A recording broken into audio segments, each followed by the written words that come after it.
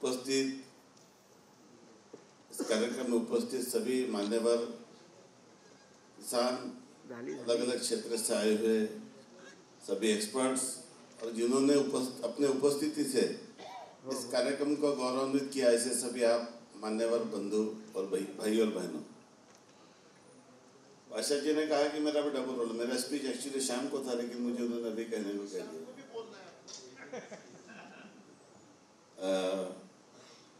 ऐसा है कि पाशा भाई की भाषा यह भी सबको धीरे धीरे समझ रही है।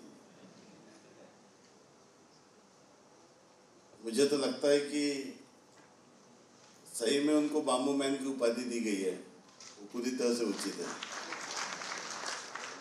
मुझे तो ऐसा लग रहा है कि आपके लिए जैसे पैडमैन मूवी बनी थी, वैसे बाम्बू मैन करके एक मूवी बनाना पड़ेगा, जब हमारे बाम्बू एक मिशन पे एक ध्येय के साथ पाशा जी आगे बढ़ रहे हैं। और हम सभी का ये कर्तव्य है, उत्तरदायित्व है कि हम इस क्षेत्र में बहुत काम करें। जो विषय मेरे पूर्व के वक्ता बोल चुके उसकी मैं पुनरावृत्ति नहीं करना चाहता, क्योंकि जो सेशन है उस सेशन में अलग अलग विषयों पर चर्चा यहाँ पर होने वाली है। अभी 12 तारीख को पाशा पटेल जी मेरे कॉन्स्टिट्यूंसी में रामटेक आए थे और करीब 25-30 हज़ार किसानों को उन्होंने संबोधित किया। मैं रामटेक विधानसभा को रिप्रेजेंट करता हूं और हम लोग बहुत परेशान हैं कि हमारे यहाँ पर मैन एनिमल कॉन्फ्लिक्ट इतना बढ़ गया है। हर महीने शेर आता है, किसी न किसी को उठा के ले जा लेता है। शेर की संख्या बहुत बढ़ गई है और मैन एनिमल कॉन्फ्लिक्ट अपने चरम सीमा पर है। टाइगर के लिए टेरिटरी बची नहीं है, संख्या बढ़ गई है, जंगल कम होते जा रहे हैं। और इन सारे प्रश्नों के ऊपर हम लोग जब बहुत अध्ययन किए, बहुत अभ्यास किया है, तो हमने भी सरकार को एक पॉलिसी बना के दी कि किस तरह से हम इस प्रश्न को सुलझा सकते हैं।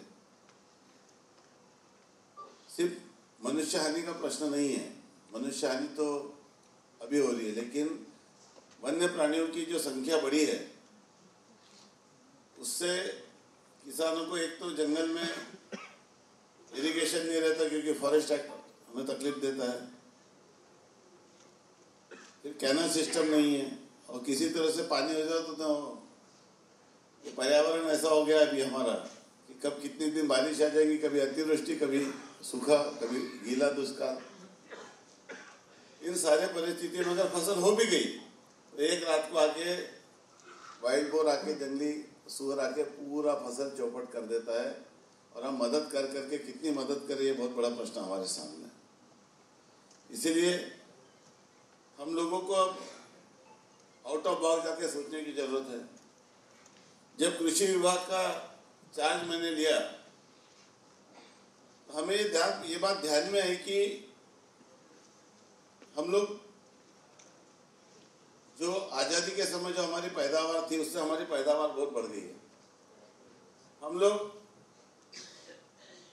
अन्न में परिपूर्ण हो चुके हैं। कभी कभी तो हमारे पास इतनी फसल होती है कि हम अपने फसल को रखना कहाँ, उसे बेचना कहाँ, यह प्रश्न हमारे सामने उपस्थित होता है। लेकिन कुछ क्रॉप ऐसे रहते हैं कि जिसकी मार्केट में डिमांड है। ये तो सिंपल इकोनॉमिक्स है कि डिमांड के हिसाब से सप्लाई होना चाहिए। किसी भी चीज में अगर डिमांड से सप्लाई ज्यादा हो गया तो उसके रेट गिर जाते हैं, उसको नुकसान होता है। ये सिंपल इकोनॉमिक्स है। लेकिन हम लोग जब खेती करते हैं तो हम लोगों ने इस बात की बिल्कुल कभी परवाह नहीं की। हमने सिर्फ ये देखा कि हमने ज़्यादा से ज़्यादा प्रोडक्शन लेना चाहिए। हमने कभी इस बात की चिंता नहीं की कि हमें मार्केट में किस चीज़ की ज़रूरत है। फिर एकदम से इतनी क्रॉप लगा डालते हैं, एक ही सब्जेक्ट की, एक मिर्ची लगाएंगे तो इतनी मिर्ची लगाएंगे, या इतने टमाटर लगाते हैं कि टमाटर का एक्सेस उत्पादन हो जाएगा। फिर वो प्रोडक्शन ज़्यादा हो गया तो फिर रेट गिर जाते, फिर किसानों को नुकसान होता, फिर गवर्नमेंट ने खरीदी कहाँ करना, उसे रखना कहाँ। इस तरह के अनेक प्रश्न यहाँ पर उपस्थित होते हैं। तो इसलिए अभी हमारे कृषि विभाग की दिशा, जब हमने कृषि विभाग का अभ्यास किया तो हमने कितना पैसा हम लोग खर्चा करते हैं। हमारा एग्रीकल्चर का बजट 23,000 करोड़, केंद्रीय कृषि मंत्री हमारे आए थे तो मैंने उनसे पूछा कि आप लोग महाराष्ट्र में रासायनिक खाद की सब्सिडी कितनी देते हैं, तो उन्होंने कहा 27,850 करोड़। महाराष्ट्र का एग्रीकल्चर का बजट कितना? 23,000 करोड़। और रासायनिक खाद की सब्सिडी कितनी? तो 27,850 करोड़। फिर एसडीआरएफ एनडीआरएफ में हम जो पैसा देते अलग, पीक बीमा में जो पैसा देते अलग, पंजाबराव देशमुख व्यास सवलत योजना में जो पैसा देते वो अलग, फिर वो आउट ऑफ वे जाके जो एनडीआरएफ एसडीआरएफ के बाहर जाके हम लोग मदद करते हैं वो अलग, फिर प्याज खरीदी खर्च में जो पैसा खर्चा करना पड़ता है वो अलग, फिर धान खरीदी में जो बोनस देना पड़ता है या खरीदी का पैसा करना पड़ता है वो अलग। तो कुल मिला के हम लोग देखें तो हमारा एग्रीकल्चर का खर्चा ये 65,000 करोड़ के आसपास रहता है एक साल का।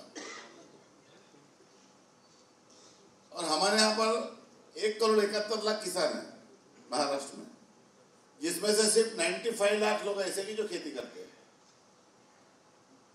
तो हमने अगर इसका पूरा हिसाब लगाया कि हम लोग पर किसान पे खर्चा कितना करते हैं तो आंकड़ा सुनोगे तो हैरान हो जाओगे।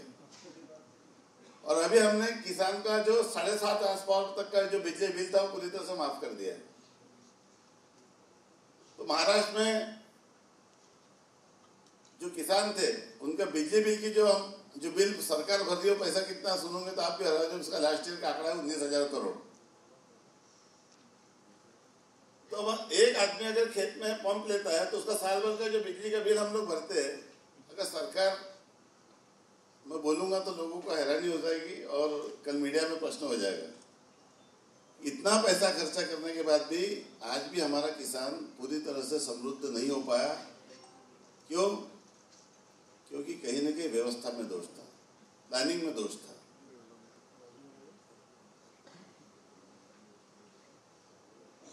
डिमांड के हिसाब से सप्लाई होना चाहिए, इसलिए आज मार्केट में सबसे ज्यादा डिमांड हमें पहले क्रिएट करना पड़ेगा। तो बांबू की जो उपयोगिता है, बांबू की उपयोगिता इतनी है और क्या कोई टेंशन लेने की जरूरत नहीं। अतिवृष्टि हो जाए कोई टेंशन नहीं, सूखा दुष्काल आ जाए कोई टेंशन नहीं, बिजली के बिल की जरूरत ही नहीं, रासायनिक खाद की तो जरूरत ही नहीं। मतलब सबके लिए विन विन सिचुएशन है। बांबू ही हमारी दिशा बदल सकता है और हमारी दशा बदल सकता है।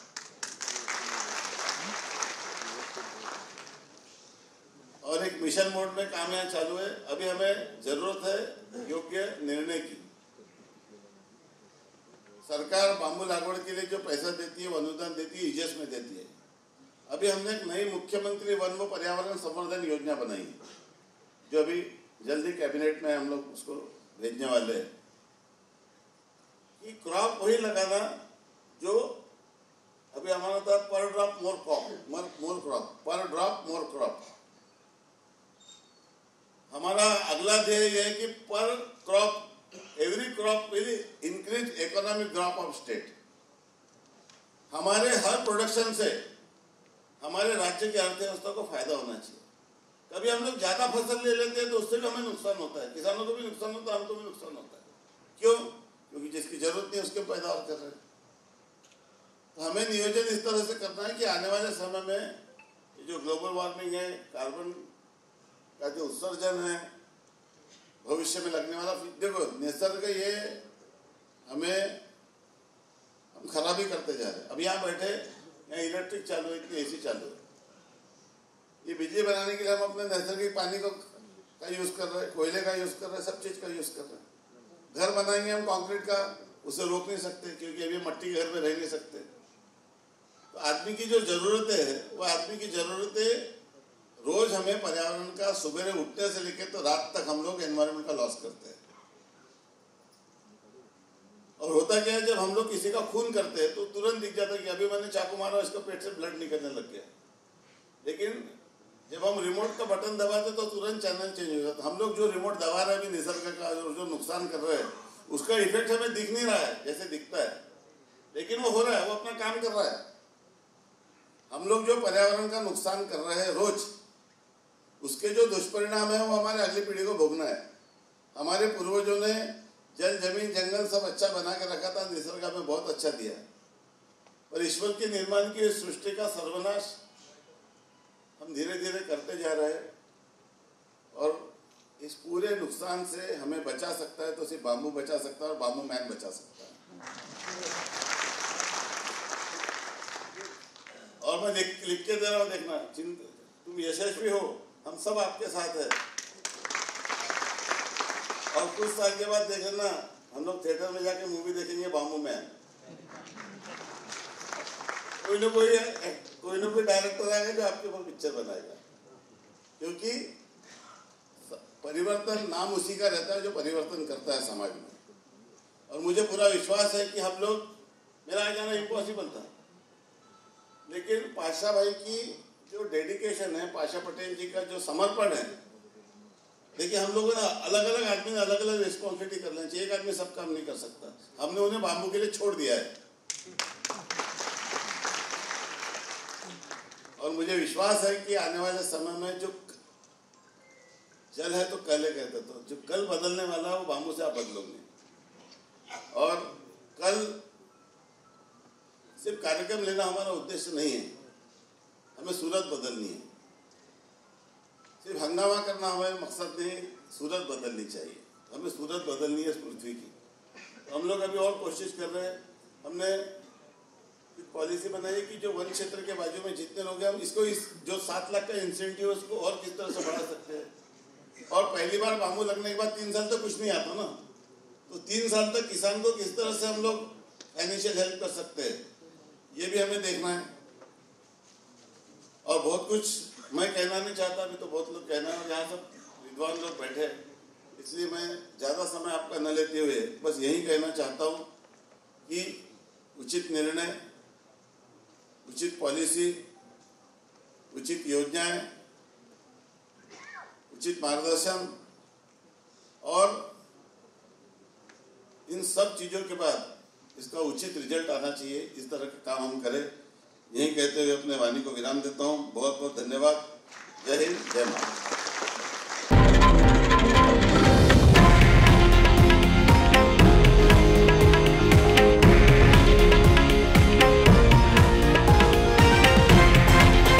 हे आहे देशातील नंबर 1 न्यूज नेटवर्क आणि आपण पाहत आहात TV9 मराठी, एकमेव।